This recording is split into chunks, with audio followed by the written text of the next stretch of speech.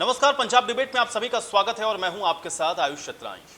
पंजाब विधानसभा चुनाव के मद्देनजर राजनीतिक गलियारों में हलचल लगातार तेज है और सरकार से नाराज किसान, उद्यमी, व्यापारी और श्रमिकों ने एक नए राजनीतिक दल भारतीय आर्थिक पार्टी का गठन किया है। स्थानीय रिजॉर्ट में अखिल भारतीय व्यापार दिवस पर आयोजित इस समारोह में अलग अलग व्यापारिक और औद्योगिक संगठन के पदाधिकारी और किसान नेता गुरनाम सिंह चन्हूनी के बीच बातचीत हुई और पार्टी के गठन का ऐलान कर दिया गया। अब बहादुर के टेक्सटाइल एंड नेटवियर मैन्युफैक्चरर्स एसोसिएशन के तनु बाबा जैन को पार्टी का राष्ट्रीय संस्थापक प्रधान नियुक्त किया गया।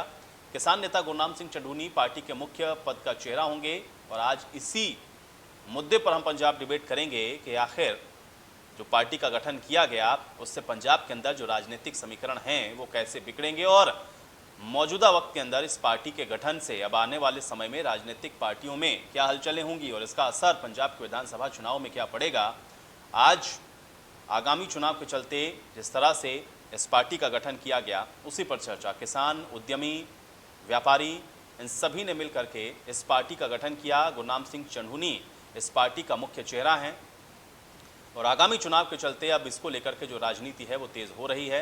गुरनाम सिंह चन्हूनी, जिनको आप जानते हैं, किसान आंदोलन के साथ जुड़े रहे, संयुक्त किसान मोर्चा के सदस्य रहे और अब जो पार्टी का गठन किया गया पंजाब के अंदर किसानों को, व्यापारियों को जिनका हक नहीं मिल रहा वो हक दिलाने के लिए और उसका चेहरा गुरनाम सिंह चन्हूनी होंगे। आज इसी पर चर्चा कि आखिर इस राजनीतिक पार्टी के गठन के बाद पंजाब के अंदर जो सियासी हलचल है वो कितनी तेज़ होंगी और उसका असर पंजाब की राजनीति में क्या होगा। ये अभी पॉलिटिकल पार्टी तैयार तो नहीं की है, लेकिन उस तरफ हम कदम बढ़ा रहे हैं कि 8.5 महीने में 600 किसान हम शहीद हो गए हैं धरने पे बैठे।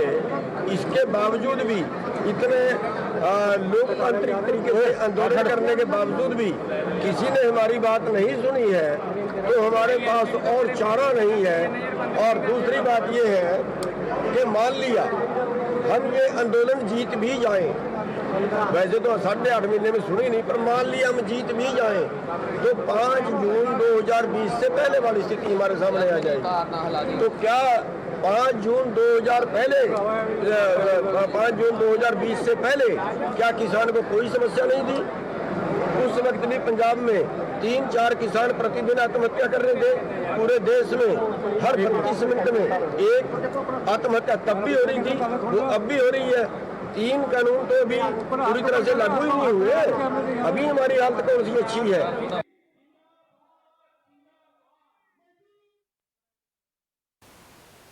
तो गुरनाम सिंह चन्हूनी को आप सुन रहे थे, उन्होंने साफ तौर पर अपना एजेंडा भी स्पष्ट कर दिया है कि अब चूंकि किसानों की लड़ाई, व्यापारियों की लड़ाई, इन सभी की लड़ाई लड़ने के लिए ज़रूरत है कि ऐसे लोगों को चयन किया जाए जो कि उनकी बात को सही तरीके से रख सके, उनके लिए पॉलिसी मेकिंग हो सके ताकि उनकी समस्याओं का निदान हो सके।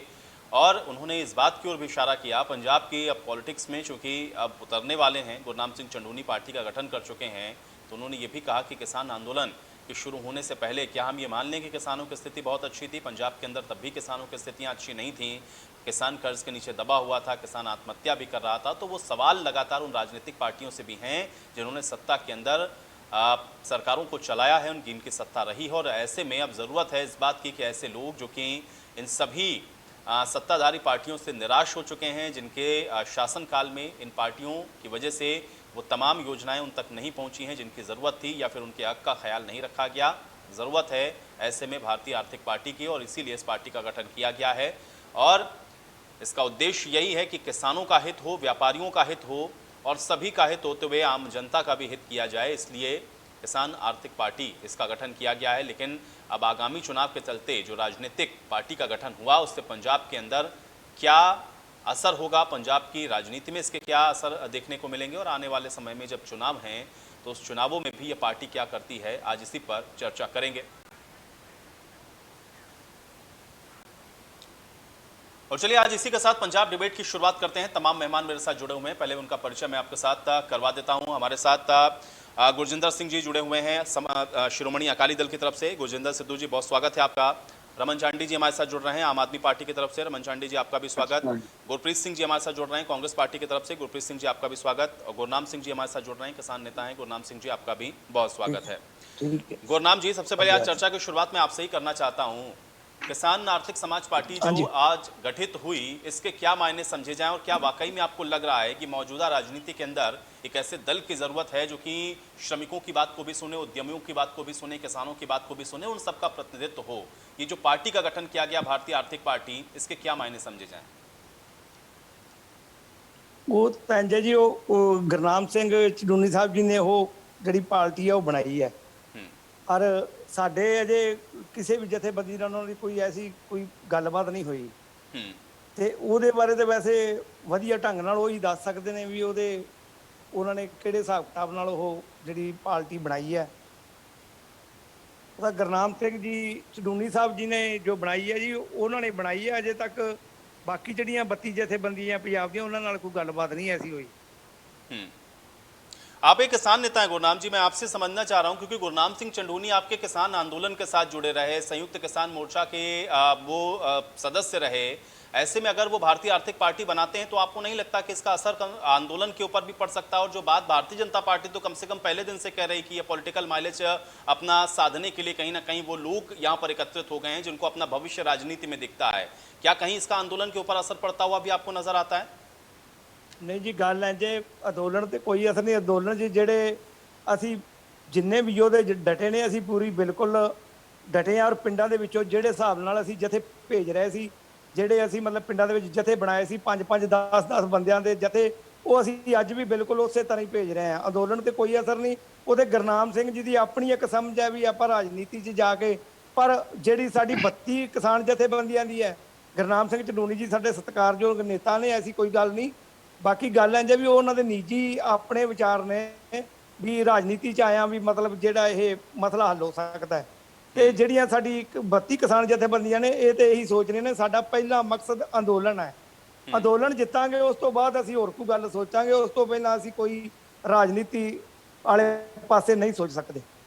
ठीक है गुरप्रीत सिंह जी, गुरनाम सिंह चंडूनी को अभी हम लोग सुन रहे थे, उन्होंने जो बात कही पार्टी का गठन करते हुए, उन्होंने इस बात को कहा कि हम किसान आंदोलन से पहले फिर क्या ये मान के चलें कि क्या किसान पंजाब के अंदर सुखी था, या किसान आत्महत्या नहीं कर रहा था, या कर्ज के बोझ के तले वो नहीं दबा था, इसलिए किसान, उद्यमी, व्यापारी, श्रमिक, इन सबके हित के लिए इस पार्टी का गठन हम लोगों ने किया है और ये जरूरत है वक्त की। इसको कैसे देखा जाए, क्योंकि सीधे तौर पर निशाना उनका आपके ही ऊपर यानी कांग्रेस पार्टी के ऊपर था। मैं चाह रहा हूं कि इसका जवाब दें। देखिए, इलेक्शन लड़ना या इलेक्टोरल प्रोसेस में पार्टिसिपेट करना हर एक भारतीय सिटीजन का हक है। और ये उन्होंने क्या सोचा है, क्यों सोचा है और इसमें क्या प्राप्ति होगी, कोई उनके पास अगर ब्लूप्रिंट होगा तो सामने आ जाएगा। बात जो कहने वाली है वो ये है कि जब 40 संगठन किसान के सारे भारत में से आंदोलन में बैठे हुए हैं और 8-10 महीने 10 महीने हो जाएंगे, तो ये चडूनी साहब तब भी 2 बार इनको सस्पेंड करना पड़ा। पहली बार इन्होंने अपने जो आंदोलन का कोई इन्होंने किया था, वहां पे इकट्ठ किया था, उसमें सियासी आदमी बुलाए। देखिए, हक है उनका, लेकिन प्रॉब्लम क्या है, सियासत में अगर आना है तो फिर ये मत कहिए कि हमारा जो आंदोलन है वो गैर सियासी है और हम किसी भी सियासी पार्टी के किसी भी आगू को स्टेज पे नहीं जाने देंगे, वहां से बोलने नहीं देंगे। तो चडूनी साहब कल को बोलते हैं कि मैं तो हिस्सा हूं, आज भी हिस्सा हूं संयुक्त किसान मोर्चे का, कल को ये इलेक्शन लड़ते हैं, हारे या जीते, लेकिन ये पॉलिटिकल पार्टी में तो शामिल हो गए ना, तो ये फिर स्टेज से कैसे बोलेंगे किसानों की और कैसे अपने आप को किसान लीडर कहलाएंगे, जबकि 40 के 40 संगठन इस बात पे बाजिद हैं कि जितनी देर, और सिर्फ वो 40 संगठन नहीं कह रहा हूं मैं, देखिए किसानों का मुद्दा, लेकिन गुरप्रीत जी, हर गुरनाम सिंह चंडूनी तो पहले भी मुद्दा चुनाव लड़ चुके हैं। ऐसा थोड़ी ना है कि गुरनाम सिंह चंडूनी कोई पहला चुनाव लड़ने वाले हैं। तो ऐसे इसी को तो आधार बनाते हुए बार बार पॉलिटिकल पार्टी और खासतौर से भारतीय जनता पार्टी तो कह ही रही थी इस बात को, वो पहले भी चुनाव लड़ चुके हैं। मैं वही कहना चाह रहा हूं कि भारतीय जनता पार्टी को तो एक मौका दे दिया इन्होंने ये कहने का कि देख लीजिए, हम तो कहते थे कि ये तो सब सियासी काम है, जबकि बाकी सारे संगठन एक तरफ हैं। और राजेवाल जी ने, उग्राहा ने, सबने बार बार ये कहा है कि हमारा सियासत से अभी कोई उधर सोच नहीं है हमारी, हम फोकस्ड हैं सिर्फ 3 काले कानून वापस करवा के और एमएसपी को लॉ बनवा के दोबारा से अगर कोई कानून बनाने हैं तो किसानों को साथ में पार्टिसिपेट करवा के, एग्रीकल्चरल इकोनॉमिस्ट को साथ में लेके, बुद्धिजीवियों को साथ में लेके और खेत किसान मजदूर को साथ में लेके उनके फायदे के कानून बने। अब ये 8 महीने तो वहां बैठे रहे। 8 महीने के बाद, और मुझे एक बात समझ में नहीं आती चुन्नी साहब की, जब हरियाणा के आप प्रधान हो तो पंजाब में किस लिए? क्योंकि इलेक्शन आ गई, बस कहीं भी इलेक्शन आई तो घुस जाओ उसमें। अब मुझे ये बताओ आप कि चुन्नी जी, चलो मैं उनका हक फिर बोलता हूं, उनका हक है, उन्होंने पार्टी बनाई, जी सदके बनाओ, ठीक है जी। लेकिन वो पार्टी जो है इस मौके 6-8 महीने पहले बना के आप किसानों के जज्बातों से खेल कर अपनी क्या सियासी रोटियां सेकना चाहते हो? और वो भी हरियाणा से आके दूसरी स्टेट में, पंजाब में। इनको पंजाब का किसानों का सो कॉल्ड बाप का, जो आपका बाप इन्होंने बना लिया, एक आप था एक बीजेपी आ गया, कि इनका मकसद सिर्फ ये है कि चलो इनके आप किसान हमारे साथ हैं, कैंडिडेट खड़े करेंगे, सब एमएलए बन जाएंगे। सियासत इतनी आसान नहीं है, और लोग जो कमिटेड काडर होता है उसमें किसान भी होते हैं, व्यापारी भी होते हैं, लेबरर्स भी होते हैं, किसान मजदूर भी होते हैं पार्टियों से जुड़े हुए। ये इकट्ठे क्यों हुए थे? इकट्ठे इस बात पे हुए थे, किसान की किसानी और किसान की जमीन और किसान का सारा कारोबार जो है, एग्रीकल्चरल इकोनॉमी जो है, उस पे कब्जा कॉर्पोरेट्स का करवाना चाहती थी भाजपा सरकार। गुरनाम सिंह चढ़ूनी इसके खिलाफ सब खड़े हो गए, लेकर के भारतीय जनता पार्टी को कटघरे में खड़ा कर रहे थे। कांग्रेस पार्टी भी साथ है। हमने कल तक तो गुरनाम सिंह चढ़ूनी मुख्यमंत्री भारतीय जनता पार्टी को कटघरे में खड़ा कर रहे थे कि किसानों के लिए कुछ नहीं किया, लेकिन आज सवाल वो कांग्रेस पार्टी पर भी उठा रहे हैं। अब ये आप इसको कैसे काउंटर करेंगे? क्योंकि कल वो भारतीय जनता पार्टी के बारे में जब बोलते थे तब आप तो कहते थे कि वो सही कह रहे हैं, आज वो कांग्रेस पार्टी के खिलाफ भी बोल रहे हैं। अब बताइए वो सही कह रहे हैं कि गलत कह रहे हैं? नहीं, मैंने कब कहा गलत कह रहे हैं? हर आदमी का इलेक्टोरल प्रोसेस में भाग लेना उसका हक है। चुनाव लड़ने को मैं नहीं पूछ रहा हूं गुरप्रीत जी, चुनाव लड़ना तो अधिकार है, चुनाव मैं भी लड़ सकता हूं, आप भी लड़ सकते हैं, सब लड़ सकते हैं। मैं ये कह रहा हूं कि कल तक वो पॉलिसीज को लेकर के सवाल खड़े करते थे। गुरप्रीत जी मेरा सवाल सुने, मेरा सवाल आप समझे नहीं शायद। मेरा सवाल ये है कि कल वो इसी पॉलिसी को लेकर के क्रिटिसाइज करते थे भारतीय जनता पार्टी को, तब आप कहते थे कि हाँ गुरनाम सिंह चढ़ूनी सही बात कह रहे हैं। आज वो कांग्रेस पार्टी के ऊपर भी सवाल तो खड़े कर रहे हैं कि पंजाब के अंदर की किसानों की स्थिति सही नहीं है, इसके लिए जिम्मेदार कांग्रेस पार्टी है। देखिए, कैसे आप कहेंगे? हर एक आदमी जो सियासत में आता है और जिस पार्टी की सरकार होती है उसके खिलाफ उसका, अगर वो सेटिस्फाइड नहीं है, बोलना उसका राइट है, और हमें कोई उसमें दिक्कत नहीं है कि चढ़ूनी साहब हम पे इल्जाम लगा रहे हैं। लगाने चाहिए उनको, अगर उनको लगता है कि हम नहीं कर रहे तो बोलना चाहिए, क्योंकि लोगों की आवाज है। लेकिन मुझे आप ये बताइए, कल को चढ़ूनी साहब सीएम बन जाते हैं, खुदा ना खास्ता चलो बन गए, और उसके बाद क्या करेंगे ये पंजाब की सियासत से, जिससे भाजपा, मोदी जी हिल जाएंगे और मोदी जी सारे जो सेंटर ने कानून बनाए हैं वो वापस कर लेंगे क्योंकि चढ़ूनी साहब पंजाब के मुख्यमंत्री बन गए। इसका क्या तुक्का है मुझे बताइए? जबकि हमारे 32 ऑर्गेनाइजेशन पार्टिसिपेट ही नहीं कर रहे हैं। सारे किसान पंजाब के जितने हैं वो हमारी 32 ऑर्गेनाइजेशन के पीछे खड़े हैं, सारी पार्टियां पीछे खड़ी हैं। हर एक पार्टी अपने अपने जज्बातों के साथ किसान संसद में गई हैं और आराम से पीछे बैठ के इनकी आवाजें, बात सुनिए, क्योंकि ये सही है। गुरप्रीत जी मैं आपकी बात बिल्कुल समझ रहा हूं, लेकिन मुझे इस बात का जवाब चाहिए ना, क्योंकि अगर असंतुष्ट हैं किसान और वो ये कह रहे हैं कि किसान के लिए नहीं किया, तो उनमें दो पॉलिटिकल पार्टीज तो हैं जो कि सेंटर लेवल पर, एक भारतीय जनता पार्टी, कांग्रेस पार्टी, दोनों ही पार्टियों ने राज किया। अब दोनों ही पार्टियों से अगर असंतुष्ट हैं तो ऐसे मोर्चे की जरूरत है, इसलिए गुरनाम सिंह चढ़ूनी इस पार्टी को बना रहे हैं। तो सवाल कांग्रेस पार्टी के लिए भी इनके बीच में है।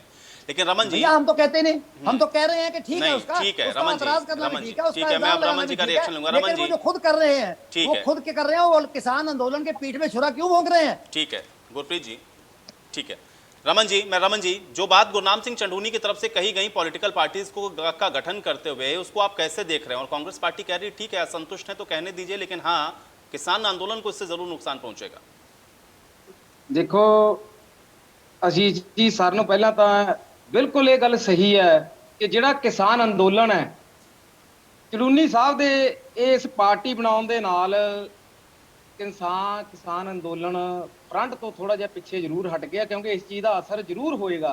बीजेपी शुरू तो ही इस गल के उत्ते लैके ब्लेम ला रही सी, वो भी हवा च तीर मार रही सी। बीजेपी के हवा च तीर ने जिहड़े वो कामयाब होंदे दिखदे ने, क्योंकि किसानां दा जो मुद्दा है बहुत वड्डा मुद्दा है। 7-8 महीने का जिहड़ा वकफा है थोड़ा नहीं हुंदा, बहुत ज़्यादा टाइम हो गया किसानां नूं उत्थे बैठिਆਂ नूं।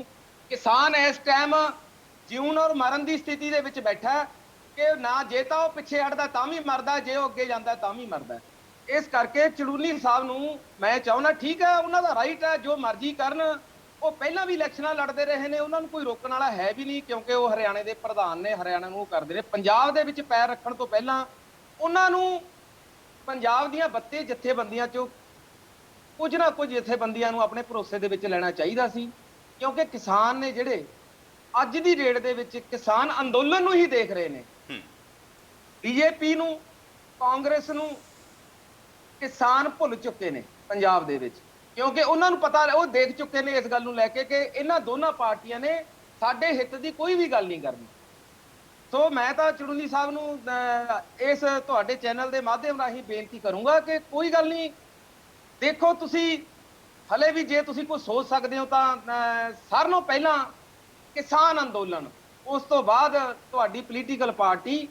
ਸੋ ਮੇਰੀ ਬੇਨਤੀ ਤਾਂ ਇਹੀ ਹੈ ਤੁਹਾਡੇ ਚੈਨਲ ਦੇ ਮਾਧਿਅਮ ਰਾਹੀਂ ਕਿ ਕਿਸਾਨ ਅੰਦੋਲਨ ਨੂੰ ਆਪਾਂ ਅੱਗੇ ਨੂੰ ਲੈ ਕੇ ਜਾਈਏ।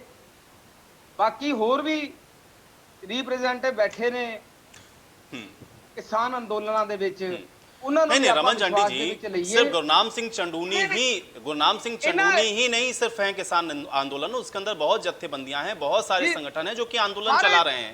एक शख्स के पॉलिटिकल पार्टी बनाने से आंदोलन के ऊपर इम्पैक्ट पड़ता है नहीं पड़ता है, ये तो भविष्य का विषय है। लेकिन मुझे बताइए कि अगर वो एक किसान नेता होने के तौर पर भी इस बात को कहते हैं कि किसान परेशान है, व्यापारी परेशान है, और वर्ग भी परेशान है, और इस बात को कहते हुए कि उनका रिप्रेजेंटेशन सही तरीके से नहीं हो रहा है, इसलिए हमको जरूरत है, तो इस बात के मायने क्या समझे जाएं? क्योंकि इस वक्त जो सरकार है उसके ऊपर भी तो वो सवाल खड़े कर रहे हैं। देखो परेशान तो हैगा ही है, ये कोई दो राय नहीं है भी किसान परेशान नहीं है। किसान तो हर फ्रंट ते फेल है, किसान तो आज के समय हर फ्रंट ते फेल है। रवैती पार्टियां दे नुमाइंदियां ने उन्हां दा साथ किसी भी तरीके नहीं दिता अज तक। इन्हां पार्टियां नूं, अकाली दल नूं, कांग्रेस नूं ये चाहिदा कि फ्रंट ते जाके नाल उन्हां दे लड़दे। अकाली दल और कांग्रेस दे लीडर स्टेजां ही क्यों भालदे ने? की गल उन्हां दे पंडालां दे विच जाके उन्हां दे बराबर मोढे नाल मोढा ला के बैठ नहीं सी सकदे? ये लीडर बैठ सकते जी, बिल्कुल बैठ सकते जी, लेकिन इन्हां लीडरां नूं स्टेजां दी आदतां पै चुक्कीआं ने कि असीं स्टेजां ते जाके असीं मोहरे बणीए, ਅਸੀਂ ਆਪਣੇ ਹੱਥਾਂ ਦੇ ਵਿੱਚ ਕਮਾਨ ਲਈਏ, ਤਾਂ ਕਿ ਜੋ ਸਾਡੇ ਦਿਮਾਗ ਨਾਲ ਚੱਲਦਾ ਸਾਡੀ ਪਾਰਟੀਆਂ ਦੀ ਨੰਬਰ 1 ਵੀ ਇਹ ਸਾਰਾ ਕੁਝ ਅਸੀਂ ਉਹ ਕਰ ਰਹੇ ਹਾਂ। ਇਸੇ ਕਰਕੇ ਇਹਨਾਂ ਪਾਰਟੀਆਂ ਨੇ ਅੱਜ ਤੱਕ ਕੋਈ ਵੀ ਬਿਆਨ ਨਹੀਂ ਦਿੱਤਾ ਕਿ ਅਸੀਂ ਆਉਣ ਵਾਲੇ ਸਮੇਂ 'ਚ ਜੇ ਸਰਕਾਰਾਂ ਬਦਲਦੀਆਂ ਨੇ ਤਾਂ ਤੁਹਾਡੇ ਕਿਸਾਨਾਂ ਦੇ ਮਸਲੇ ਪਹਿਲ ਦੇ ਆਧਾਰ ਤੇ ਅਸੀਂ ਹੱਲ ਕਰਾਂਗੇ। ਬਿਲकुल भी किसी ने बयान नहीं दिता। चलिए, गुरजिंदर सिंह सद्धू जी कैसे देख रहे हैं आप इसको? सब तो पहला तो साਰਿਆਂ ਨੂੰ ਸਤਿ ਸ਼੍ਰੀ ਅਕਾਲ ਜੀ, ਦੇਖਣ ਵਾਲਿਆਂ ਨੂੰ ਵੀ ਤੇ ਡਿਬੇਟ 'ਚ ਹਿੱਸਾ ਲੈਣ ਵਾਲਿਆਂ ਨੂੰ।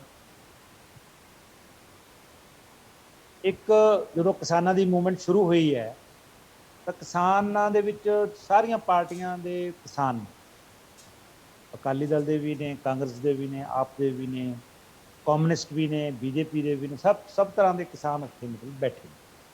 ਉਹ ਇੱਕ ਮਿਨੀਮਮ ਕਾਮਨ ਪ੍ਰੋਗਰਾਮ ਲੈ ਕੇ ਚੱਲੇ ਸੀ ਕਿ ਤਿੰਨਾਂ ਕਾਲੇ ਕਾਨੂੰਨਾਂ ਨੂੰ ਰੱਦ ਕਰਨਾ ਔਰ ਅਸੀਂ MSP ਲਾਗੂ ਕਰਾਂਗੇ, ਉਹਦੇ ਬਾਰੇ ਕਾਨੂੰਨ। ਪਰੰਤੂ ਮੈਨੂੰ ਇਹ ਲੱਗਦਾ ਕਿਉਂਕਿ ਰਾਜਨੀਤੀ ਦੇ ਵਿੱਚ everything is possible in love and war, ਤਾਂ ਮੇਰਾ ਖਿਆਲ ਹੈ ਵੀ ਕਿਤੇ ਨਾ ਕਿਤੇ ਜਿਹੜੀ ਸੈਂਟਰ ਸਰਕਾਰ ਹੈ ਜਾਂ ਕੋਈ ਹੋਰ ਉਹਨਾਂ ਦੇ ਏਜੰਟਸ ਨੇ, ਉਹ ਕਿਤੇ ਨਾ ਕਿਤੇ ਕਿਸਾਨਾਂ ਨੂੰ ਖਰੀਦਣ ਦੀ ਕੋਸ਼ਿਸ਼ ਕਰ ਰਹੇ ਨੇ। ਜਿਵੇਂ ਹੁਣ ਚੜੂਨੀ ਸਾਹਿਬ ਨੇ ਬੜੇ ਦਿਨ ਹੋ ਗਏ ਇਲੈਕਸ਼ਨ ਦੀ ਰੱਟ ਲਾਈ ਹੈ। ਮੈਂ ਮੰਨਦਾ ਕਿ ਉਹਨਾਂ ਦੀ ਭਾਵਨਾਵਾਂ ਇਹ ਵੀ ਹੋ ਸਕਦੀ ਹੈ ਕਿ ਅਸੀਂ ਲੋਕਾਂ ਦਾ ਭਲਾ ਕਰੀਏ, ਲੋਕਾਂ ਦਾ ਭਲਾ ਨਹੀਂ ਹੋ ਰਿਹਾ, ਪਰੰਤੂ ਕਿਤੇ ਨਾ ਕਿਤੇ ਇਸ ਗੱਲ ਨੂੰ ਵੀ ਆਪਾਂ ਮੰਨਫੀ ਨਹੀਂ ਕਰ ਸਕਦੇ ਕਿ ਉਹ ਕਿਸੇ ਨਾ ਕਿਤੇ ਵਿਕ ਗਏ ਹੋਣ ਕਿ ਜੇ ਕਿਸਾਨਾਂ ਦੀ ਮੂਵਮੈਂਟ ਨੂੰ ਕਮਜ਼ੋਰ ਕੀਤਾ ਜਾਏ। ਤੋ ਰਹੀ ਗੱਲ ਆਮ ਆਦਮੀ ਪਾਰਟੀ ਦੇ ਪ੍ਰਵਰਤਾ ਨੇ ਕਹੀ ਹੈ ਗੱਲ ਹੁਣੇ ਹੀ ਕਿ ਜਿਹੜੇ ਸਾਨੂੰ ਸਟੇਜਾਂ ਦੀ ਆਦਤ ਪੈ ਗਈ ਅਕਾਲੀ ਦਲ ਨੂੰ ਜਾਂ ਹੋਰ ਇਹੋ ਜਿਹੀਆਂ ਗੱਲਾਂ ਉਹਨਾਂ ਨੇ ਸਾਡੇ 'ਤੇ ਐਲੀਗੇਸ਼ਨ ਲਾਏ ਨੇ। ਮੈਂ ਉਹ ਸਾਡੇ ਇਸ ਭਰਾ ਨੂੰ ਇਹ ਕਹਿਣਾ ਚਾਹੁੰਦਾ ਕਿ ਸ਼੍ਰੋਮਣੀ ਅਕਾਲੀ ਦਲ ਨੇ 23 ਸਾਲ ਪੁਰਾਣੇ ਆਪਣੇ ਜਿਹੜਾ ਗਠਬੰਧਨ ਸੀ ਉਹਨੂੰ ਲੱਤ ਮਾਰੀ। ਕਾਹਦੇ ਲਈ? ਸਿਰਫ ਕਿਸਾਨਾਂ ਲਈ। ਔਰ ਸਾਡੇ ਬਹੁਤ ਹੀ ਸੀਨੀਅਰ ਲੀਡਰ ਬੀਬੀ ਹਰਸਿਮਰਤ ਕੌਰ ਬਾਦਲ ਜਿਹੜੇ ਕਿ ਕੇਂਦਰ ਦੇ ਵਿੱਚ ਵਜ਼ੀਰੇ ਆਜ਼ਮ ਸੀ, ਉਹਨਾਂ ਨੇ ਆਪਣੀ ਵਜ਼ੀਰੀ ਨੂੰ ਠੁਕਰਾ ਕੇ ਕਿਸਾਨਾਂ ਲਈ ਉਹ ਘਰ ਆ ਗਏ। ਤਾਂ ਤੁਸੀਂ ਇਹ ਗੱਲ ਕਿੱਦਾਂ ਕਹਿ ਸਕਦੇ ਹੋ? ਆਮ ਆਦਮੀ ਪਾਰਟੀ ਜਿਹਨੇ ਆਪਣੇ ਦਿੱਲੀ ਦੇ ਵਿੱਚ ਸਾਰੇ ਕਾਨੂੰਨ ਇਹ ਜਿਹੜੇ ਕਾਲੇ ਕਾਨੂੰਨ ਉੱਥੇ ਲਾਗੂ ਕਰ ਦਿੱਤੇ ਨੇ, ਤੇ ਤੁਸੀਂ ਕਿਹੜੇ ਹਿਸਾਬ ਨਾਲ ਕਹਿ ਸਕਦੇ ਹੋ? ਮੈਂ ਤੁਹਾਨੂੰ ਦੱਸਣਾ ਚਾਹੁੰਦਾ, ਜੇ ਤੁਸੀਂ ਗਿਣਤੀ ਕਰ ਲਓ ਨਾ, ਜਿਵੇਂ ਜਨਗਣਨਾ ਕਰ ਲਓ, ਤਾਂ ਸ਼੍ਰੋਮਣੀ ਅਕਾਲੀ ਦਲ ਦੇ ਕਿਸਾਨਾਂ ਦਾ 9 ਮਾਸ ਦਾ ਰਿਸ਼ਤਾ ਹੈ। ਕਿਸਾਨ ਵੀ ਸ਼੍ਰੋਮਣੀ ਅਕਾਲੀ ਦਲ ਦੇ ਨੇ, ਸ਼੍ਰੋਮਣੀ ਅਕਾਲੀ ਦਲ ਕਿਸਾਨਾਂ ਦੀ ਹੈ, ਔਰ ਕਿਸਾਨ ਸ਼੍ਰੋਮਣੀ ਅਕਾਲੀ ਦਲ ਦੀ। ਇਵੇਂ ਜਿਵੇਂ ਮਜ਼ਦੂਰਾਂ ਦਾ ਵੀ 9 ਮਾਸ ਦਾ ਰਿਸ਼ਤਾ ਸ਼੍ਰੋਮਣੀ ਅਕਾਲੀ ਦਲ ਨਾਲ। ਪਿਛਲੇ 100 ਸਾਲ ਤੋਂ ਸਿੱਖਾਂ ਦੀ ਇਹ ਇੱਕ ਮਤਲਬ ਬਹੁਤ ਵੱਡੀ ਜਥੇਬੰਦੀ ਹੈ ਜਿਹੜੀ ਇਹਨਾਂ ਦੀ ਅਗਵਾਈ ਕਰਦੀ ਆ ਰਹੀ ਹੈ ਆਲ ਓਵਰ ਵਰਲਡ ਦੇ ਵਿੱਚ। ਔਰ ਮੈਂ ਆਪਣੇ ਭਰਾ ਨੂੰ ਦੱਸਣਾ ਚਾਹੁੰਦਾ ਮੁੱਦੇ ਤੇ ਗੱਲ ਕਰੋ ਜੀ। ਉੱਥੇ ਮੁੱਦੇ ਦੀ ਗੱਲ ਕਰ ਰਹੇ ਹਾਂ ਜੀ, ਮੁੱਦੇ ਦੀ ਗੱਲ ਕਰ ਰਹੇ ਹਾਂ। ਤੁਸੀਂ ਤਾਂ ਸ਼੍ਰੋਮਣੀ ਅਕਾਲੀ ਦਲ ਦੀਆਂ ਤਾਰੀਫਾਂ ਕਰ ਰਹੇ ਹੋ। ਨਹੀਂ, ਮੁੱਦਾ ਇਹ ਹੈ ਕਿ ਗੁਰਨਾਮ ਸਿੰਘ ਚੜੂੰਨੀ ਨੇ ਚੰਗਾ ਕੀਤਾ ਕਿ ਮਾੜਾ ਕੀਤਾ। ਪਲੀਜ਼ ਜੋ ਗੁਰਨਾਮ ਸਿੰਘ ਚੜੂੰਨੀ ਦੀ ਗੱਲ ਕਰੋ, ਅਕਾਲੀ ਦਲ ਨੂੰ ਤਾਂ ਅਸੀਂ ਜਾਣਦੇ ਆ। ਕੋਈ ਨਹੀਂ, ਇਹ ਸਾਨੂੰ ਗੱਲ ਨਹੀਂ, ਲੜਨ ਦੀ ਲੋੜ ਨਹੀਂ। ਜਿਹੜੇ ਚੈਨਲ ਵਾਲੇ ਨੇ ਉਹਨਾਂ ਨੂੰ ਮੈਨੂੰ ਕਹਿਣ ਦਿਓ, ਤੁਸੀਂ you are nobody to tell me like this. Why not? I am a debater, I can tell you that you are going off track. ਨਹੀਂ, I am not going off track. Yes, you are. You are unnecessarily poking. I am not going off the track. I am not poking anything. You are feeling the poke because you are wrong. I am telling you कि ਸ਼੍ਰੋਮਣੀ ਅਕਾਲੀ ਦਲ ਨੇ ਭਾਰਤੀ ਜਿਹੜੀ ਆਪਣੀ ਕਿਸਾਨ union, ਜਿੰਨੀਆਂ ਵੀ ਕਿਸਾਨ ਯੂਨੀਅਨਾਂ ਨੇ, ਇਹਨਾਂ ਨਾਲ ਹਮੇਸ਼ਾ ਹੀ ਮੋਢਾ ਲਾ ਕੇ ਸੰਘਰਸ਼ ਦੇ ਵਿੱਚ ਸਾਥ ਦਿੱਤਾ। ਚਲੋ ਹੁਣ ਤੁਸੀਂ ਗੱਲ ਕਰੀ ਚੜੂੰਨੀ ਜੀ ਦੀ। ਚੜੂੰਨੀ ਜੀ ਨੂੰ ਦੇਖੋ, ਇਹਦੇ ਵਿੱਚ ਕਿਤੇ ਨਾ ਕਿਤੇ ਪੋਲੀਟੀਕਲ ਪਾਰਟੀਆਂ, ਸਭ ਤੋਂ ਪਹਿਲਾਂ ਕਾਂਗਰਸ ਜ਼ਿੰਮੇਵਾਰ ਹੈ। ਉਸ ਤੋਂ ਬਾਅਦ ਆ ਜਿਹੜੀ ਨਵੀਂ ਆਮ ਆਦਮੀ ਪਾਰਟੀ ਹੁਣੇ ਜੇ 5-7 ਸਾਲ ਪਹਿਲਾਂ, 10 ਸਾਲ ਪਹਿਲਾਂ ਹੋਂਦ ਵਿੱਚ ਆਈ ਆ। ਜਿਵੇਂ ਇਹਨਾਂ ਦੇ ਪ੍ਰੈਜ਼ੀਡੈਂਟ ਸਾਹਿਬ ਨੇ, ਕੇਜਰੀਵਾਲ ਸਾਹਿਬ, ਉਹਨਾਂ ਨੇ ਆ ਕੇ ਇੱਥੇ ਪੰਜਾਬ ਦੇ ਵਿੱਚ ਇੱਕ ਅੱਗ ਲਾਤੀ। ਕੀ ਅੱਗ ਲਾਤੀ? ਕਿ ਲਓ ਜੀ ਮੈਂ 300 ਯੂਨਿਟਾਂ ਮਾਫ ਕਰੂੰਗਾ। ਕਿਹਾ ਕਿ ਨਹੀਂ ਕਿਹਾ? ਅੱਛਾ, ਹੁਣ ਜੇ ਇਹ ਗੱਲਾਂ ਜਿਹੜੀਆਂ ਇਹ ਹੁੰਦੀਆਂ ਨੇ, ਇਹ ਦੂਜੀਆਂ ਪਾਰਟੀਆਂ ਨੂੰ ਵੀ ਡਿਸਟੋਰਟ ਕਰਦੀਆਂ ਨੇ। ਸ਼੍ਰੋਮਣੀ ਅਕਾਲੀ ਦਲ ਨੇ ਫਿਰ ਉਹਨਾਂ ਨੇ ਆਪਣੀ ਸਟ੍ਰੈਟੇਜੀ ਅਡਾਪਟ ਕਰਨੀ ਹੈ, ਕਾਂਗਰਸ ਨੇ ਆਪਣੀ ਸਟ੍ਰੈਟੇਜੀ ਅਡਾਪਟ ਕਰਨੀ ਹੈ। ਔਰ ਮੈਂ ਤੁਹਾਨੂੰ ਦੱਸਣਾ ਚਾਹੁੰਦਾ ਕਿ ਇਹ ਜਿਹੜੀ ਇਹ ਪਾਰਟੀ ਜਿਹੜੀ ਬਿਜ਼ਨਸਮੈਨਾਂ ਦੀ ਜਾਂ ਕਿਸਾਨ ਰਲ ਕੇ ਬਣਾ ਰਹੇ ਨੇ, ਕਿਉਂਕਿ ਮੈਂ ਤੁਹਾਨੂੰ ਦੱਸਣਾ ਕਿ ਮੈਂ ਜਿਹੜੇ ਲੋਕ ਟੈਕਸ ਭਰਦੇ ਨੇ ਉਹਨਾਂ ਦੀ ਵੈਲਫੇਅਰ ਲਈ ਕੋਈ ਕੰਮ ਵੀ ਨਹੀਂ ਹੁੰਦਾ। ਇਹ ਸਿਰਫ ਵੋਟਰਾਂ ਦੀ ਵੈਲਫੇਅਰ ਲਈ ਸਾਰੀਆਂ ਪਾਰਟੀਆਂ ਦਿਨ ਰਾਤ ਭੱਜੀਆਂ ਫਿਰਦੀਆਂ। ਔਰ ਸਾਰਿਆਂ ਨਾਲੋਂ ਵੱਡੀ ਜ਼ਿੰਮੇਵਾਰ ਜਿਹੜੀ ਹੈਗੀ ਆ ਕਰਪਸ਼ਨ ਦੀ, ਵੋਟਰ ਕਰਪਸ਼ਨ ਦੀ, ਉਹ ਮੈਂ ਕਹਿੰਦਾ ਕਾਂਗਰਸ ਪਾਰਟੀ ਸਭ ਤੋਂ ਵੱਡੀ ਪਾਰਟੀ ਆ, ਜਿਹਨੇ 1947 ਦੇ ਵਿੱਚ ਕਮਾਂਡ ਸੰਭਾਲੀ ਸੀ ਦੇਸ਼ ਦੀ। ਔਰ ਉਦੋਂ ਤੋਂ ਲੈ ਕੇ ਹੀ ਉਹ ਲੋਕਾਂ ਨੂੰ ਜਾਤਾਂ ਗੋਤਾਂ ਤੇ, ਉਹ ਲੋਕਾਂ ਨੂੰ ਗਰੀਬੀ ਅਮੀਰੀ ਦੇ, ਲੋਕਾਂ ਨੂੰ ਬਿਜ਼ਨਸ ਮਤਲਬ ਵੱਡੇ ਇੰਡਸਟਰੀਅਲਿਸਟ ਘਰਾਂ ਨੂੰ ਪਾਲਦੀ ਰਹੀ ਹੈ ਔਰ ਲੋਕਾਂ ਨੂੰ ਵੰਡਦੀ ਰਹੀ ਹੈ। ਮਿਸਟਰ ਐਂਕਰ, ਇਸ ਦਿਸ ਡਿਬੇਟ ਅਬਾਊਟ ਤੁਸੀਂ ਕਿਸੇ ਗੱਲ ਤੋਂ ਵੀ ਕਾਂਗਰਸ ਔਰ ਅਬਾਊਟ ਚੜੂੰਨੀ ਜੀ ਨੇ ਜਿਹੜੀ ਇਹ ਪਾਰਟੀ ਬਣਾਈ ਆ, ਇਹ ਇਹਨਾਂ ਗੱਲਾਂ ਕਰਕੇ बनाई है जिसकी जिम्मेवार सीधे तौर पे कांग्रेस बड़े लेवल। ठीक है, चलिए। और मैं गुरनाम सिंह जी से भी मैं एक रिएक्शन लेता हूं, मैं आ रहा हूं। ठीक है, गुरकी जी से भी मैं रिएक्शन लूंगा। गुरनाम जी, आंदोलन को तो नुकसान पहुंच रहा है कम से कम, क्योंकि आंदोलन के साथ जुड़ा हुआ चेहरा अगर पॉलिटिकल पार्टी को बना रहा है तो उससे वो बच जाएगा या उसका इंपैक्ट नहीं पड़ेगा, ये तो कोई नहीं मानेगा। आंदोलन पर इसका असर पड़ता हुआ दिख रहा है। ਨਹੀਂ ਜੀ, ਬਿਲਕੁਲ ਇੰਜ ਹੈ ਜੀ। ਜਿਹੜੇ ਅੰਦੋਲਨ 'ਚ ਸਾਡੀਆਂ 32 ਕਿਸਾਨ ਜਥੇਬੰਦੀਆਂ ਡਟੀਆਂ ਨੇ, ਸਾਡਾ ਜਿਹੜਾ ਕੰਮਕਾਰ ਹੈ ਬਿਲਕੁਲ ਪੰਜਾਬ 'ਚ ਤੁਹਾਨੂੰ ਪਹਿਲਾਂ ਵੀ ਦੱਸਿਆ ਵੀ ਉਸੇ ਤਰ੍ਹਾਂ ਹੀ ਨਿਰਵਿਘਨ ਜਾਰੀ ਹੈ। ਅਸੀਂ ਅੱਜ ਸਵੇਰੇ ਵੀ 3 ਪਿੰਡਾਂ 'ਚ ਅਸੀਂ ਸਵੇਰੇ ਜਦੋਂ ਸਾਡੇ ਜਥੇ ਜਾਂਦੇ ਨੇ, ਅਸੀਂ ਉਹਨਾਂ ਨੂੰ ਸਵੇਰੇ ਆਪਣਾ ਜਾ ਕੇ ਉਹਨਾਂ ਨੂੰ ਸਤਿਕਾਰ ਨਾਲ ਉੱਥੋਂ ਚਾਲੇ ਪਵਾ ਕੇ ਆਉਂਦੇ ਹਾਂ, ਹਰੇਕ ਪਿੰਡ 'ਚੋਂ ਆਪੋ ਆਪਣੀਆਂ ਇਕਾਈਆਂ ਦੇ ਵਿੱਚੋਂ। ਮੇਰਾ ਬਲਾਕ ਜਿਹੜਾ ਸਮਾਣਾ ਬਲਾਕ ਹੈ ਪਟਿਆਲੇ ਜ਼ਿਲ੍ਹੇ ਦਾ, ਸੋ ਸਵੇਰੇ ਵੀ ਅਸੀਂ 3 ਪਿੰਡਾਂ 'ਚੋਂ ਆਪਣੇ ਨਾਲ ਜਿਹੜੇ ਪਿੰਡ ਨੇ ਉੱਥੋਂ ਹੀ 7-7 ਬੰਦਿਆਂ ਦੇ ਜਿਹੜੇ ਜਥੇ ਨੇ ਉਹ ਭੇਜ ਕੇ ਆਏ ਆ। ਸਾਡੇ ਅੰਦੋਲਨ ਦੇ ਵਿੱਚ ਫਰਕ ਤਾਂ ਪਵੇਗਾ ਜੇ ਸਾਡੇ ਜਥੇਬੰਦੀਆਂ ਕੰਮ ਘੱਟ ਕਰਨਗੀਆਂ, ਜਾਂ ਜਿਹੜੇ ਲੋਕ ਨੇ ਉਹ ਸਾਡੇ ਜਥੇਬੰਦੀਆਂ ਦੇ ਵਿਸ਼ਵਾਸ ਨਾ ਕਰਨਗੀਆਂ। ਤੇ ਦੂਜੇ ਨੰਬਰ ਤੇ ਮੈਂ ਇਹਨਾਂ ਵੀਰਾਂ ਨੂੰ ਗੱਲ ਕਹਿਣੀ ਚਾਹੁੰਦਾ, ਸਾਡੇ ਜਿਹੜੇ ਰਾਜਨੀਤਿਕ ਵੀਰ ਬੈਠੇ ਨੇ ਭਰਾਵੋ, ਇਹ ਜਿਹੜੇ ਅਸੀਂ 8 ਮਹੀਨਿਆਂ ਤੋਂ ਦਿੱਲੀ ਦੀਆਂ ਸੜਕਾਂ ਤੇ ਬੈਠੇ ਆ, ਇਹ ਮੇਰਾ ਵੀਰ ਤੁਹਾਡੀ ਬਦੌਲਤ ਤੋਂ ਹੀ ਬੈਠੇ ਆ। ਜਿਹੜੀਆਂ ਰਾਜਨੀਤਿਕ ਪਾਰਟੀਆਂ, ਜੇ ਤੁਸੀਂ ਅਕਾਲੀ ਦਲ ਤੇ ਲਾਓ ਇਲਜ਼ਾਮ ਜਾਂ ਅਕਾਲੀ ਦਲ ਕਾਂਗਰਸ ਤੇ ਲਾਏ, ਤਾਂ ਮੇਰਾ ਵੀਰ ਤੁਹਾਡੇ 'ਚ ਕੋਈ ਫਰਕ ਨਹੀਂ। ਜਿਹੜਾ ਬਾਦਲ ਪਰਿਵਾਰ ਹੈ, ਮੇਰਾ ਭਰਾ, ਮੇਰਾ ਵੀਰ ਵੱਡਿਆ, ਵੀ ਜਿਹੜਾ ਬਾਦਲ ਪਰਿਵਾਰ ਹੈ, ਇਹਨੇ ਪਹਿਲਾਂ ਤਾਂ ਇਹਦੀ ਸੋਭਾ ਕਰੀ, ਉਹਦੀਆਂ ਵੀਡੀਓ ਘੁੰਮਦੀਆਂ ਫਿਰਦੀਆਂ ਨੇ। ਇੱਕ ਨਹੀਂ 3 ਸਾਰੇ ਪਰਿਵਾਰ ਨੇ ਕਿਹਾ ਵੀ ਇਹ ਕਾਨੂੰਨ ਬਹੁਤ ਵਧੀਆ ਨੇ। ਤਾਂ ਇਹ ਕਾਨੂੰਨ ਬਣਾ ਕੇ ਵੇਖੋ, ਦੋਵੇਂ ਪਾਰਟੀਆਂ ਦਾ ਜਦੋਂ ਬਣਾਈ ਆ ਇਹ ਕਾਨੂੰਨ ਬਣੇ ਨੇ, ਦੋਵਾਂ ਪਾਰਟੀਆਂ ਨਾਲ ਉਹਦੇ ਹੱਥ ਸੀ, ਦੋਵਾਂ ਪਾਰਟੀਆਂ ਨੇ ਉਹਨੂੰ ਸਹਿਯੋਗ ਕੀਤਾ। ਜੇ ਆਪਾਂ ਇੱਕ ਬੰਦੇ ਨੂੰ ਮਾਰ ਕੇ, ਮੇਰਾ ਵੀਰ, ਜੇ ਇੱਕ ਬੰਦੇ ਨੂੰ ਮਾਰ ਕੇ ਉਹਦਾ ਗਲ ਘੁੱਟ ਕੇ ਤੇ ਉਦੋਂ ਬਾਅਦ ਉਹਨੂੰ ਉਹਦੇ ਉੱਤੇ ਆਪਾਂ ਚੰਦਨ ਦੀ ਲੱਕੜ ਪਾ ਦਈਏ ਜਾਂ ਆਪਾਂ ਉਹਦੇ ਉੱਤੇ ਮਤਲਬ ਦੇਸੀ ਘਿਓ ਸੁੱਟ ਦਈਏ ਤਾਂ ਉਹ ਜਿਹੜਾ ਮਰਨ ਵਾਲਾ ਬੰਦਾ ਉਹਨੂੰ ਕੀ ਫਾਇਦਾ, ਉਹਦਾ ਮਰ ਚੁੱਕਿਆ। ਇਸ ਕਰਕੇ ਇਹਨਾਂ ਨੇ ਗਲ ਘੁੱਟ ਕੇ ਨਾ ਲੋਕਾਂ ਦਾ, ਤੇ ਹੁਣ ਮੇਰਾ ਵੀਰਾ ਜਿਹੜੀਆਂ ਤੁਸੀਂ ਗੱਲਾਂ ਕਰਦੇ ਹੋ ਇਹ ਗੱਲਾਂ ਜਿਹੜੀਆਂ ਤੁਹਾਡੇ ਕਰਨ ਬਣਦੀਆਂ ਨਹੀਂ। ਸਾਨੂੰ ਤਾਂ ਤੁਹਾਡੀਆਂ ਗੱਲਾਂ ਸੁਣ ਕੇ ਹਾਸਾ ਵੀ ਆਉਂਦਾ ਤੇ ਸ਼ਰਮ ਵੀ ਆਉਂਦੀ ਹੈ। ਤੇ ਦੂਜਾ ਨੰਬਰ ਜਿਹੜਾ ਤੁਸੀਂ ਕਹਿੰਦੇ ਹੋ ਵੀ ਸਾਡਾ ਕੇਡਰ ਸੀ ਉਹ ਅਕਾਲੀ ਦਲ ਦਾ ਸੀ, ਦੂਜੇ ਦਾ ਸੀ। 70 ਸਾਲ ਤੋਂ ਮੇਰਾ ਭਰਾ ਸੀ, ਪਿੰਡਾਂ ਦੇ ਵਸਨੀਕ ਆ ਤੇ ਛੋਟੇ ਛੋਟੇ ਲੋਕ ਆ, ਅਸੀਂ ਰਜਵਾੜੇ ਕੋਲ ਨਹੀਂ 2-2 ਕਿੱਲਿਆਂ 3-3 ਕਿੱਲਿਆਂ ਦੇ ਅਸੀਂ ਮਾਲਕ ਆ ਤੇ 8 ਮਹੀਨਿਆਂ ਤੋਂ ਅਸੀਂ ਤਬਾਹ ਹੋ ਗਏ ਆ। ਸਾਡੇ ਘਰਾਂ ਦੇ ਆਣ ਕੇ ਹਾਲਾਤ ਵੇਖੋ। ਸਾਡੇ ਪਸ਼ੂ ਜਿਹੜੇ ਨੇ, ਅੱਧੇ ਪਸ਼ੂ ਸਾਡੇ ਜਿਹੜੇ ਨੇ ਅਸੀਂ ਵੇਚ ਦਿੱਤੇ ਨੇ। ਪੈਲੀਆਂ ਸਾਡੀਆਂ 2 ਫਸਲਾਂ ਖਤਮ ਹੋ ਗਈਆਂ ਨੇ।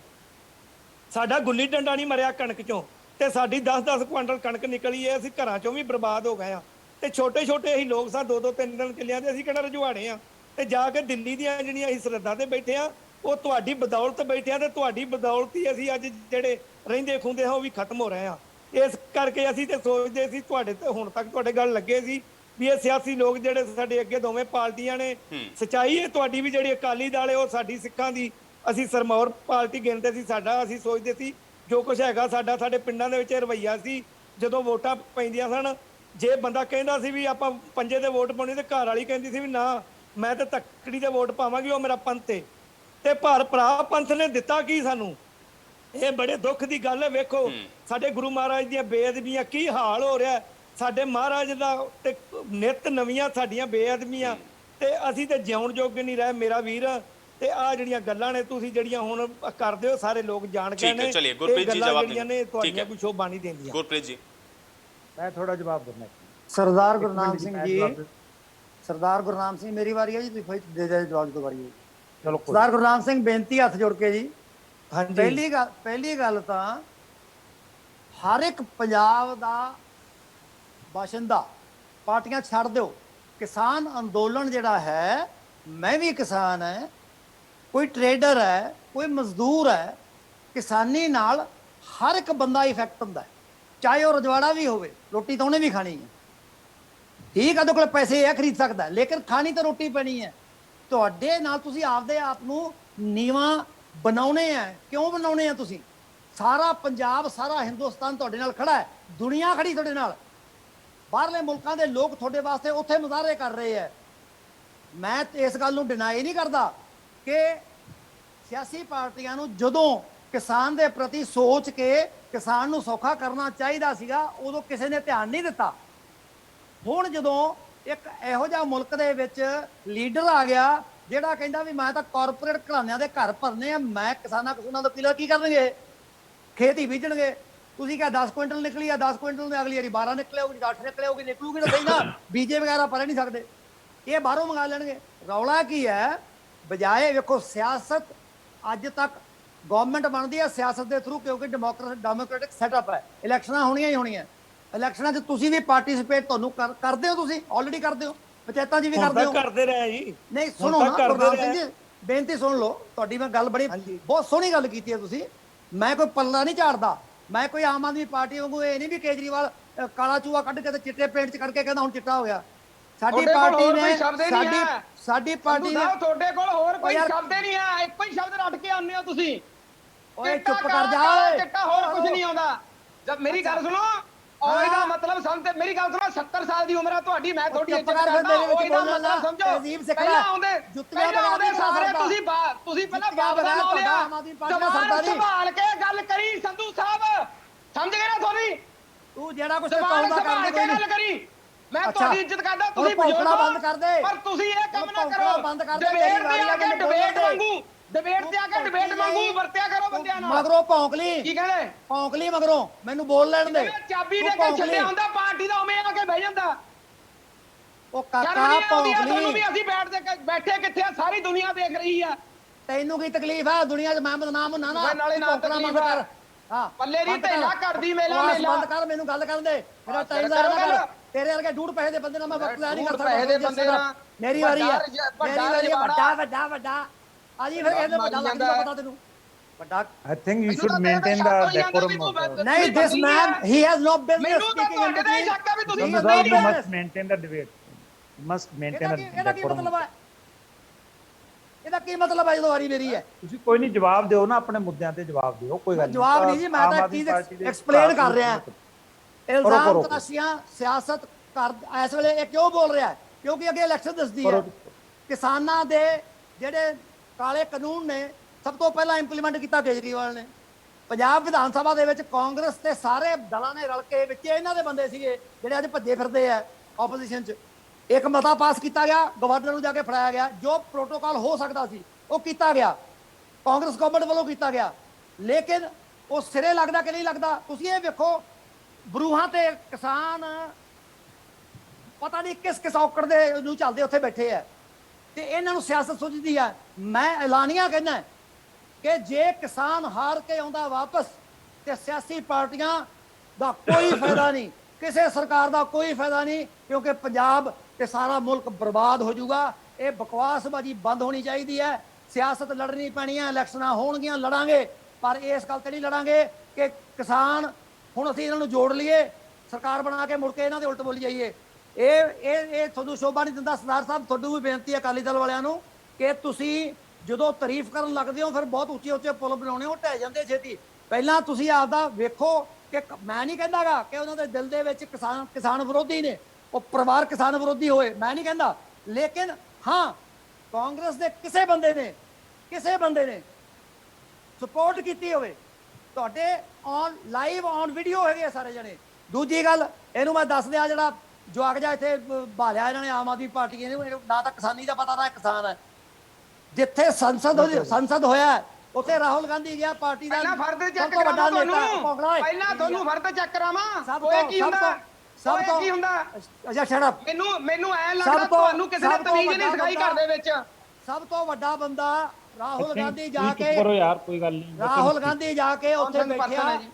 ਉੱਥੇ ਜਾ ਕੇ ਬੈਠਿਆ ਰਾਹੁਲ ਗਾਂਧੀ ਵਿਜ਼ਿਟਰ ਗੈਲਰੀ 'ਚ, ਕਿਉਂਕਿ ਰਾਜੋਵਾਲ ਜੀ ਨੇ ਕਿਹਾ ਕਿ ਜਿੰਨੇ ਸਿਆਸੀ ਲੀਡਰ ਆਏ ਆ ਵੈਲਕਮ ਹੈ, ਪਰ ਜਿਵੇਂ ਅਸੀਂ ਬਹਿੰਦੇ ਆ ਉਵੇਂ ਉੱਥੇ ਜਾ ਕੇ ਬੈਠੋ। ਉੱਥੇ ਬੈਠੇ ਪ੍ਰਨੀਤ ਕੌਰ ਵੀ ਬੈਠੀ, ਸਾਰੇ ਬੈਠੇ, ਹਰ ਪਾਰਟੀ ਦੇ ਸੰਸਦ ਜਿਹੜੇ ਗਏ ਆ ਉੱਥੇ ਬੈਠੇ। ਔਰ ਗੱਲ ਧਿਆਨ ਨਾਲ ਸੁਣੀ, ਉਹਦੇ ਨਾਲ ਫਰਕ ਕੀ ਪਿਆ ਕਿ ਉਹਨਾਂ ਨੂੰ ਇਹ ਚੀਜ਼ ਦਾ ਅਹਿਸਾਸ ਹੋਇਆ ਕਿ ਇੰਨੀ ਸੈਕਰੀਫਾਈਸ ਹੈ, ਸਾਡੇ ਹੀ ਬੰਦੇ ਆ, ਸਾਡੇ ਹੀ ਭੈਣ ਭਰਾ ਹੈ, ਤੇ ਸਾਨੂੰ ਇਹਨਾਂ ਚੀਜ਼ਾਂ ਦੇ ਉੱਤੇ ਦ੍ਰਿੜਤਾ ਨਾਲ ਤੇ ਸੁਹਿਰਦਤਾ ਦੇ ਨਾਲ ਇਹਦੇ ਤੇ ਐਕਸ਼ਨ ਲੈਣਾ ਚਾਹੀਦਾ ਜਦੋਂ ਸਰਕਾਰਾਂ ਬਣਦੀਆਂ।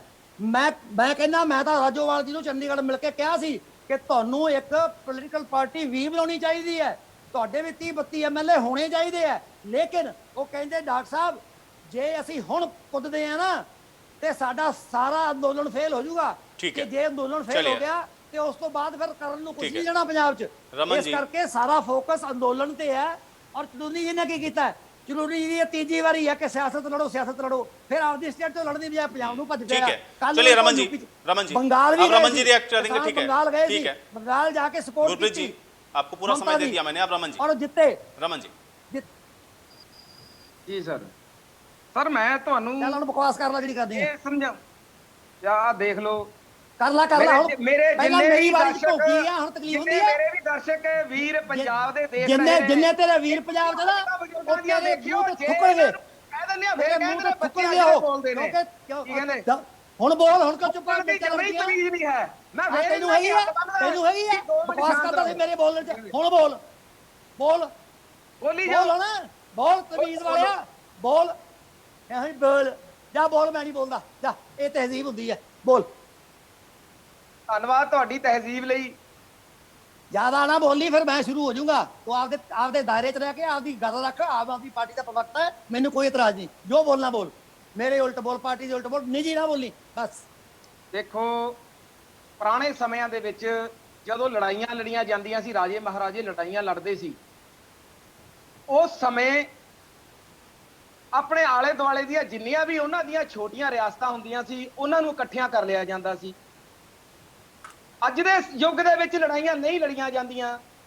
ਸੈਂਟਰ ਦੇ ਵਿੱਚ ਬੀਜੇਪੀ ਦੀ ਸਰਕਾਰ ਹੈ, ਉਹਨਾਂ ਨੂੰ ਵੀ ਪਤਾ ਸੀਗਾ ਵੀ ਕਿਹੜੀਆਂ ਵਿਰੋਧੀ ਪਾਰਟੀਆਂ ਦੇ ਬੋਲਣ ਤੇ ਇਤਰਾਜ਼ ਕਰਨ ਤੇ ਇਹਨਾਂ ਜੋ ਅਸੀਂ ਬਿੱਲਾਂ ਨੂੰ ਪਾਸ ਕਰਾਉਣਾ ਹੈ, ਇਤਰਾਜ਼ ਕਰਨ ਤੇ ਅਸੀਂ ਕਮਜ਼ੋਰ ਪੈ ਸਕਦੇ ਹਾਂ।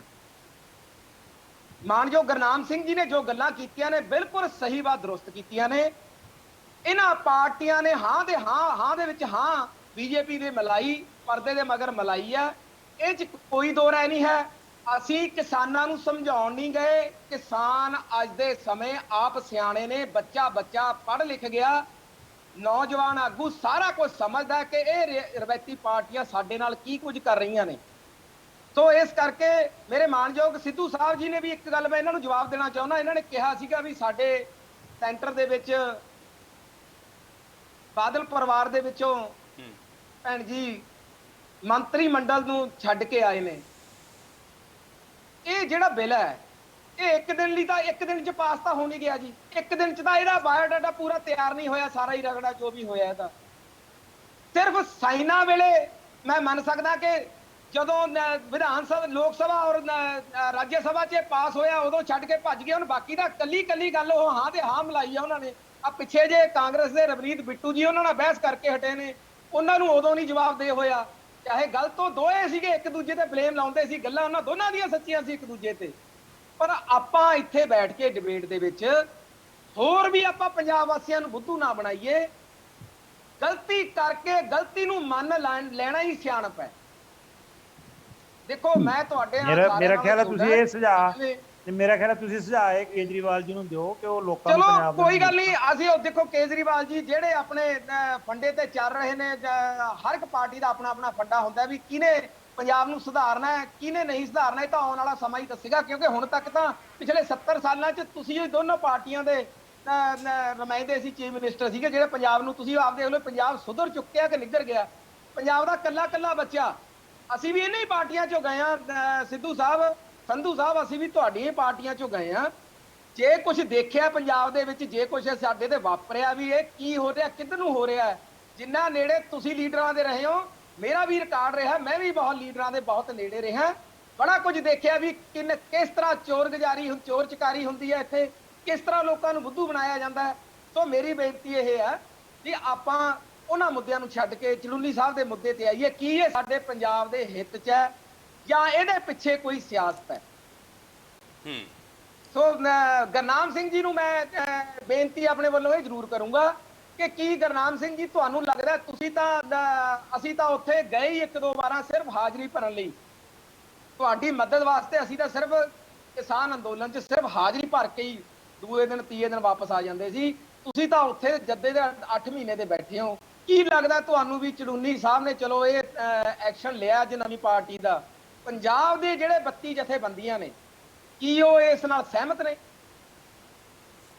ਉਹ ਗੱਲ ਇੰਜ ਹੈ ਜੀ, ਉਹ ਆਪਾਂ ਨੇ ਪਹਿਲੇ ਵੀ ਤੁਹਾਡੇ ਨਾਲ ਗੱਲ ਕਰੀ ਹੈ ਵੀ ਜਿਹੜੀਆਂ ਪੰਜਾਬ ਦੀਆਂ 32 ਜਥੇਬੰਦੀਆਂ ਨੇ ਉਹਨਾਂ ਨਾਲ ਅਸੀਂ ਕੋਈ ਗੱਲ ਨਹੀਂ ਹੋਈ, ਨਾ ਹੀ ਕੋਈ 32 ਜਥੇਬੰਦੀਆਂ ਦੇ ਵਿੱਚੋਂ ਕਿਸੇ ਦਾ ਵੀ ਕੋਈ ਇਹ ਮਤਲਬ ਫੈਸਲਾ ਹੈ ਵੀ ਆਪਾਂ ਨੇ ਇਲੈਕਸ਼ਨ ਲੜਨੇ ਨੇ। ਇਹ ਜੋ ਗੁਰਨਾਮ ਸਿੰਘ ਨੇ ਉਹਨਾਂ ਦੀ ਆਪਣੀ ਨਿੱਜੀ ਇਹ ਮਸਲਾ, ਉਹਨਾਂ ਦੇ ਉਹ ਨਿੱਜੀ ਵਿਚਾਰ ਨੇ ਉਹਨਾਂ ਦੇ।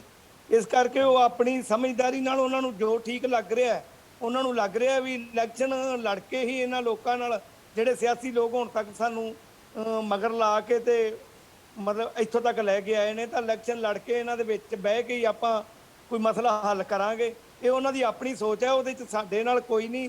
ਬਾਕੀ ਉਹਨਾਂ ਨਾਲ ਸਾਡੀ ਕੋਈ ਇਹ ਵੀ ਨਹੀਂ, ਅਸੀਂ ਤਾਂ ਉਹਨਾਂ ਦਾ ਸਤਿਕਾਰ ਕਰਦੇ ਹਾਂ। ਸਾਡੇ ਸੰਘਰਸ਼ ਦੇ ਵਿੱਚ ਜਿੱਦਣ ਅਸੀਂ ਪਹਿਲੇ ਦਿਨ ਗਏ ਸੀ, ਅਸੀਂ 26 ਤਰੀਕ ਨੂੰ ਗਏ ਹਾਂ, ਉਹਨਾਂ ਨੇ 25 ਤਰੀਕ ਤੋਂ ਹੀ ਬੈਰੀਕੇਡ ਤੋੜਨੇ ਸ਼ੁਰੂ ਕਰਤੇ ਸੀ। ਤੇ ਅਸੀਂ ਤਾਂ ਕਹਿੰਦੇ ਵੀ ਅਸੀਂ ਉਹਨਾਂ ਦੀ ਬਦੌਲਤ ਹੀ, ਜਦੋਂ ਉਹਨਾਂ ਦੀਆਂ ਮੂਵੀਆਂ ਵਾਇਰਲ ਹੋਈਆਂ ਉਹਨਾਂ ਦੀ ਬਦੌਲਤ ਹੀ ਅਸੀਂ ਪੰਜਾਬ ਦੇ ਵਿੱਚੋਂ ਫਿਰ ਇਹ ਹੱਲਾ ਬੋਲਿਆ ਔਰ ਅਸੀਂ ਦਿੱਲੀ ਦੀਆਂ ਸਰਹੱਦਾਂ ਤੇ ਜਾ ਕੇ ਬੈਠਣ ਲਈ ਕਾਮਯਾਬ ਹੋਏ। ਇਸ ਕਰਕੇ ਸਾਡੇ ਸਤਿਕਾਰਯੋਗ ਵੀ ਨੇ, ਜਿਹੜੀ ਇਲੈਕਸ਼ਨ ਦੀ ਉਹ ਉਹਨਾਂ ਦੀ ਆਪਣੀ ਰਾਏ ਆ ਜੀ। ਮੈਂ ਮਾਨਯੋਗ ਸਿੱਧੂ ਸਾਹਿਬ ਨੂੰ ਇੱਕ ਗੱਲ ਪੁੱਛਣਾ ਚਾਹੁੰਦਾ। ਇਹਨਾਂ ਨੇ ਆਪਣੀ ਡਿਬੇਟ ਦੇ ਵਿੱਚ ਪਹਿਲਾਂ ਬਿਆਨ ਦੇ ਵਿੱਚ ਇਹ ਕਹੀ ਹੈ ਗੱਲ ਕਿ ਹੋ ਸਕਦਾ ਹੈ ਕਿ ਚੜੂਨੀ ਸਾਹਿਬ ਵਿਕ ਵੀ ਗਏ ਹੋਣ, ਪਰ ਮੈਂ ਤੁਹਾਨੂੰ ਜਿਹੜੀ ਇਹ ਬੇਨਤੀ ਕਰੂੰਗਾ ਕਿ ਆਪਾਂ ਇਲਜ਼ਾਮ ਲਾਉਣ ਤੋਂ ਪਹਿਲਾਂ ਆਪਾਂ ਇਸ ਗੱਲ ਦੀ ਘੋਖ ਜ਼ਰੂਰ ਕਰ ਲਈਏ। ਬਹੁਤ ਵੱਡਾ ਇਲਜ਼ਾਮ ਹੈ ਤੁਹਾਡਾ ਕਿ ਚੜੂਨੀ ਸਾਹਿਬ ਉਹਨਾਂ ਦੀ ਜ਼ਿੰਦਗੀ 'ਚ ਵੇਖਿਆ ਜਾ ਉਹਨਾਂ ਦੇ ਕਿੰਨੇ ਪਰਚੇ ਨੇ।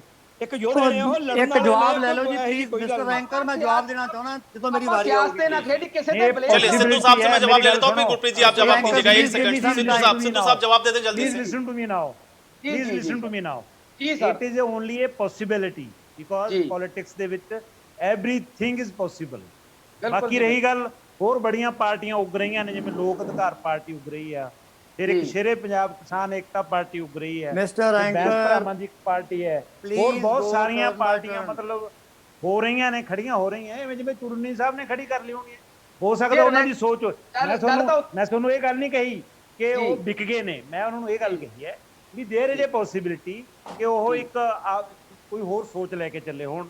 ਦੂਜੀ ਪੋਸੀਬਿਲਿਟੀ ਹੈ ਕਿ ਉਹ ਕਿਤੇ ਨਾ ਕਿਤੇ ਜਿਵੇਂ ਕਾਂਗਰਸ गुरप्रीत जी, मैंने आपको सबसे ज्यादा समय दिया इस डिबेट में। अगर आप अपना टाइम चेक करें, गुरजिंदर जी को बोल लेने दें, उनको भी मैं समय दूंगा। मेरे लिए यहाँ सारे बराबर हैं। गुरजिंदर जी बात कंप्लीट करें। मैंने कोई आपसे पार्शियलिटी की मांग नहीं करी है, लेकिन ये तीनों आपस में डिस्कस कर रहे हैं। Anchor is nowhere. आप थोड़ा बात सुन तो ले यार। You ask the question. Sandhu साहब, गुरप्रीत जी, मुझे मत सिखाएं कि मुझे क्या करना है। मुझे पता है कि मेरी जिम्मेदारी क्या है और मैं आपसे सीखने के लिए नहीं बैठा हूँ। उग रही ने, हो सकता चुननी साहब ਦੀ ਇਹ ਸੋਚ ਹੋਵੇ ਕਿ ਮੈਂ ਵੀ ਇੱਕ ਨਵੀਂ ਪਾਰਟੀ ਖੜੀ ਕਰਕੇ ਸ਼ਾਇਦ ਪੰਜਾਬ ਦਾ, ਕਿਸਾਨਾਂ ਦਾ ਜਾਂ ਜਿਹੜੇ ਵਪਾਰੀ ਨੇ ਉਹਨਾਂ ਦਾ ਕੋਈ ਆਧਾਰ ਕਰ ਸਕੂੰਗਾ। ਪਰ ਦੂਜੇ ਪਾਸੇ ਪੋਸੀਬਿਲਿਟੀ ਕਹੀ ਹੈ।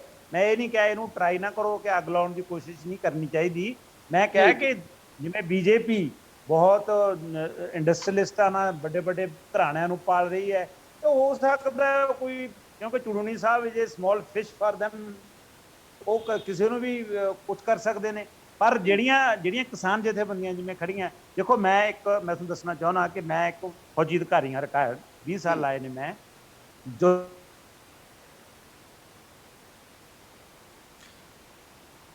चलिए, गुरजिंदर जी से शायद मेरा संपर्क टूट गया। गुरप्रीत जी बहुत जल्दी से कंप्लीट करें, समय नहीं मेरे पास। बात नहीं, समय नहीं है तो किसी और को बुलवा लीजिए, मैं चुप कर जाता हूँ। अगर हाँ, मैं सिर्फ इतनी बात कहना चाहता हूँ कि व्यापारियों को, कोई लड़ाई लड़ते हैं व्यापारियों के साथ मजदूरों को, व्यापारियों के साथ मजदूरों को और कुछ किसानों को अलग करने की ये कोशिश है। मेन मुद्दे से गुरनाम सिंह जी, मैं ਤੁਹਾਨੂੰ बेनती करनी चाहना है, ध्यान रखियो मेरी इस गल दा। बाकी मेरी गल सुनो, ਤੁਸੀਂ ਮੇਰੀ ਗੱਲ ਤੁਸੀਂ ਉਹਨਾਂ ਨੇ ਮੈਨੂੰ ਕਿਹਾ ਬੋਲੋ ਤਾਂ ਬੋਲ ਸਕਦਾ ਮੈਂ, ਮਾਫ ਪਲੀਜ਼ ਕਰਨਾ। Listen to me. ਉਹਨਾਂ ਨੇ ਕਿਹਾ ਮੈਂ ਤਾਂ ਬੋਲ ਰਿਹਾ ਸਰਦਾਰ ਸਾਹਿਬ। Important, I am telling you, very important. ਮੈਂ ਕੋਈ ਸਕੂਲ ਤੋਂ ਨਹੀਂ ਆਇਆ। ਸਿੱਧੂ ਸਾਹਿਬ ਸਿੱਧੂ ਸਾਹਿਬ ਤੁਸੀਂ ਇੱਕ ਸਕਿੰਟ ਆਪਣੇ 10 ਸੈਕਿੰਡ ਲਈ ਨਾ ਡਿਸਕਨੈਕਟ ਹੋ ਗਏ ਸੀ। ਕੋਈ ਗੱਲ ਨਹੀਂ, ਮੈਂ ਦੁਬਾਰਾ ਕੋਈ ਗੱਲ ਨਹੀਂ। ਚਲੋ ਮੈਂ ਤੁਹਾਨੂੰ ਦੱਸ ਰਿਹਾ ਹਾਂ ਵੀ ਜਦੋਂ ਕੋਈ ਲੜਾਈ ਚੱਲਦੀ ਹੈ ਨਾ, ਇਹਦਾ ਕਿਸਾਨ ਹੱਦ ਹੋ ਗਈ ਤੁਹਾਡੇ ਵਾਲੀ। ਬਹੁਤ ਬੋਲਡਲੀ ਇਹਨਾਂ ਨੂੰ ਸੋਚਣਾ ਚਾਹੀਦਾ ਕਿਸਾਨ ਵੀਰਾਂ ਨੂੰ, ਕਿਉਂਕਿ ਮੈਂ ਵੀ ਖੁਦ ਕਿਸਾਨ ਹਾਂ, ਮੈਂ ਫੌਜੀ ਵੀ ਹਾਂ। ਮੈਂ 3 ਵਾਰੀ, ਮੇਰੀ ਗੱਲ ਸੁਣੋ ਯਾਰ ਸੰਧੂ ਸਾਹਿਬ, ਬਾਈ don't you have any patience ਯਾਰ। What is the topic? ਮੈਂ ਤੁਹਾਨੂੰ ਕੋਲੋਂ ਕਹਿਣਾ ਕਿ ਯੂ ਆਰ ਨਾਟ ਕਿਸਾਨ ਯਾਰ। मैं डॉक्टर हूं। चलिए, इसी के साथ में ये डिबेट यहीं समाप्त करूं। बहुत शुक्रिया आप सभी का समय निकालने के लिए, चर्चा का हिस्सा बनने के लिए। और इसी के साथ पंजाब डिबेट में मेरे साथ फिलहाल इतना ही।